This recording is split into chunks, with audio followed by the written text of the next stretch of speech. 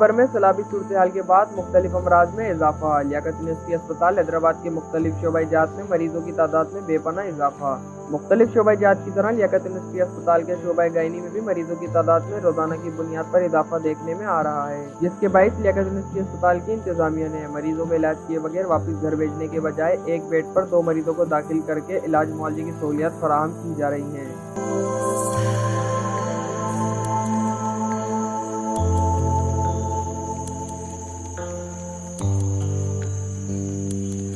اس حوالے سے لیاقت یونیورسٹی اسپتال حیدرآباد اور جام شہروں کے ڈائریکٹر ایڈمن عبدالستار جتوئی کا کہنا تھا کہ لیاقت یونیورسٹی ہاسپٹل حیدرآباد اور جام شہروں حسب معمول اپنی خدمات میں پیش ہے۔ آئی ڈی پیز جو کہ سیلاب زدگان ہیں، زیادہ تر جام شہروں اور حیدرآباد کے سراؤنڈنگز میں آ کر آباد ہوئے ہیں، ان کے آنے کے بعد ہاسپٹل میں حیدرآباد اور جام شہروں دونوں جگہوں پہ او پی ڈی میں اور ایڈمیشنز میں بہت اضافہ ہوا ہے۔ روزانہ ہمارے اسی ہاسپٹل میں 170 تک مریض داخل ہوا کرتے تھے، اب اسی ہاسپٹل میں ایڈمیشنز تقریباً پر ڈے 400 تک پہنچ گئے ہیں۔ گائنی میں بھی اسی طرح کی صورتحال ہے کہ آپریشن کے تحت ہونے والی ڈیلیوریز میں بھی اضافہ ہوا ہے، ایک بیڈ پہ 2 پیشنٹس کو لٹایا جا رہا ہے، جس کی وجہ سے ہاسپٹل پہ بہت پریشر ہے۔